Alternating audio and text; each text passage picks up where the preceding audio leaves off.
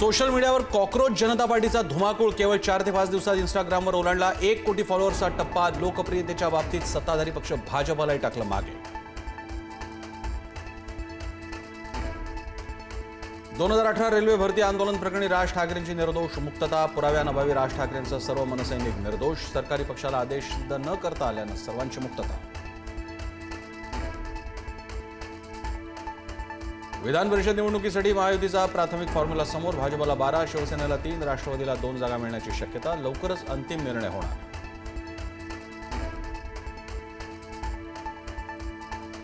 विधान परिषद निवडणुकीत शिवसेनेची आक्रमक रणनीती। 17 मतदारसंघांपैकी 7 मतदारसंघात शिवसेना उमेदवार देणार। विजयाचं गणित जुळवणारा उमेदवार शिवसेना निवडणार।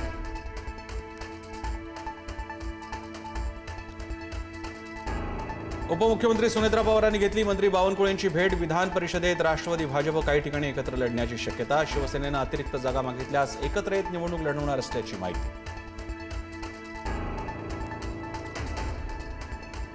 वांद्रे दगडफेक प्रकरणी हत्येचा प्रयत्न केल्याचा गुन्हा दाखल। 100 ते 150 आंदोलकांवर पोलिसांकडून गुन्हा दाखल। दगडफेक प्रकरणात आतापर्यंत 15 जणांना अटक।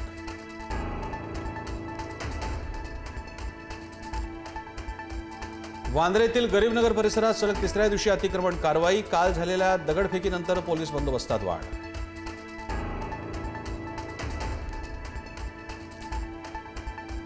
नीट प्रकरणातील आरोपी मनीषा मांढरे मनीषा वाघमारेला पुण्यात आणलं। सीबीआयकडून दोघींची समोरासमोर बसून चौकशी। मनीषा वाघमारेच्या ब्युटी पार्लरमध्ये पेपर फुटीचा शिजला कट।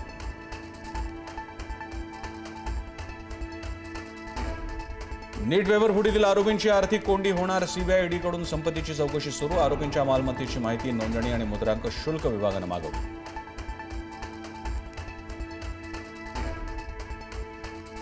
नीट पेपर फुटी प्रकरणी जयपूरमध्ये काँग्रेसचं आंदोलन। भाजप मुख्यालयाकडे जाताना पोलिसांनी अडवलं। आंदोलकांना पांगवण्यासाठी पाण्याचा मारा।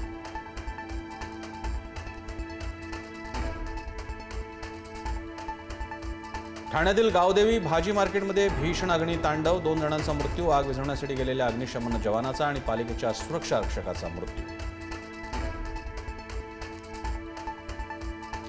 नसरापूर अत्याचार खून प्रकरणाची आजपासून विशेष न्यायालयात 3 कॅमेरा सुनावणी। रोज सुनावणी घेऊन जलद गतीनं प्रकरण चालवण्यात येणार। आरोपी भीमराव कांबळे विरोधात 1100 वाहनांचं दोषारोपपत्र दाखल।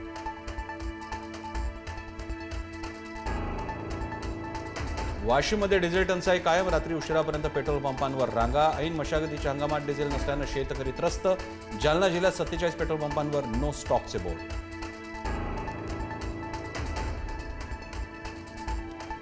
मुंबईत 5 किंवा 6 जूनला मान्सून धडकणार। 26 मे रोजी मान्सून केरळमध्ये दाखल होणं अपेक्षित। महाराष्ट्रात काही ठिकाणी मान्सूनपूर्व पावसाची शक्यता।